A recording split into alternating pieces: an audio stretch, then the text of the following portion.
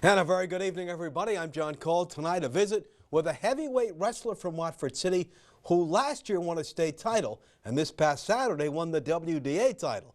And this weekend in Fargo hopes to repeat as a state champ. All right, what's the game plan now to repeat as a state champ? Well, like coaches always tell me, go 100%, 100% of the time. Leave it all on the mat. What do you love about wrestling? I can kind of do me, like I used to do basketball before I wrestled, and I was not the best at it. I was bad. I sat bench on C squad. So then when I joined wrestling, I was kind of like, well, I can do what I want, when I want, kind of. It's more freedom than basketball. I'm like, if I win, it's all me. It's no one else. Hopefully you'll be a two-time state wrestling champ. I know you're a good football player. Would you like to wrestle or play football in college? I'd like to mostly play football in college, but if wrestling gives like more of a better scholarship, then I'm obviously going to take it. How have you enjoyed playing sports for Watford City?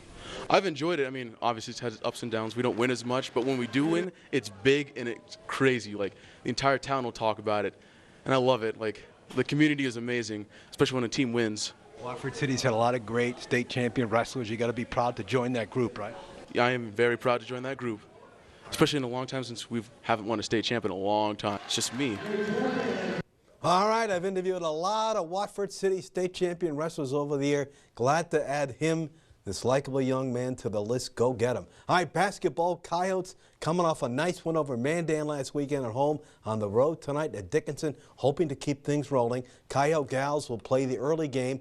Both clubs back home on Friday against Jamestown. Girls hockey. Coyote girls hockey team trying to finish strong and get to state. Home tonight against Bismarck Legacy. They dropped the puck at 7 p.m. Coyote sitting in 7th place in the league. Legacy Bismarck is in 8th. The top 8 teams get to state, so every game obviously very, very important. Now, we didn't have the numbers last night to pass along on the Lady Tetons lost to Miles Community. The Aussie Haley McDonald had 23 points in the win. Grenora's Elizabeth Field had 13 on the men's side.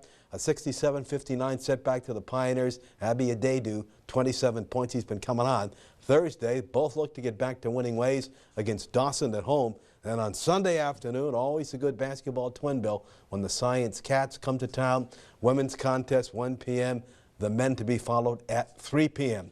Well, now that Region 15 and 16, those districts are now in the boat, and in the boat, in the book rather.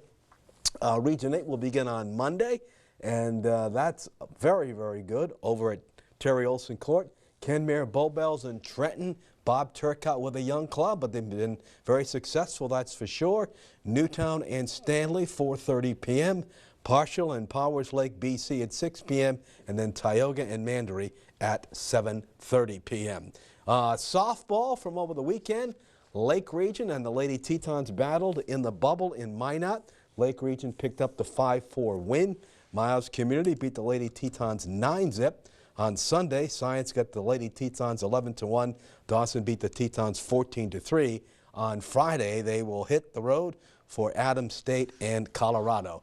And with that, we take a timeout here on First News at 6.